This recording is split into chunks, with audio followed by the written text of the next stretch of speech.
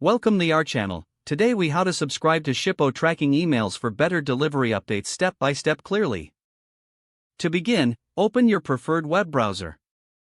Navigate to the Shippo website.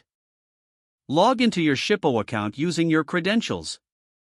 Once logged in, locate the settings option in the sidebar. Click on the settings option to open the settings menu. Look for the notifications section within the settings. In the notifications section, find the tracking emails option. Toggle the switch to enable tracking emails if it is not already activated. Enter your desired email address where you wish to receive updates. Select the specific updates you want to receive.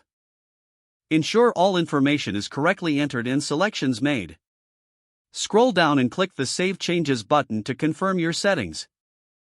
You will now receive tracking emails for your shipments. Check your inbox regularly for updates on your deliveries. If needed, you can revisit the notifications section to make further changes. If the page does not load, refresh the browser or try again in a private or incognito window. Make sure you are using the correct email address, then retype it carefully to avoid small typos. If your password is not accepted, use the reset option and create a new strong password you can remember. Check your spam folder for verification or security emails, then complete any requested confirmation steps. Enable two-factor authentication if available to improve account security and reduce unauthorized access risk. After signing in, review your profile details so your contact information and settings are accurate and current. If you see an error message, note it down and try again after restarting your device and internet connection.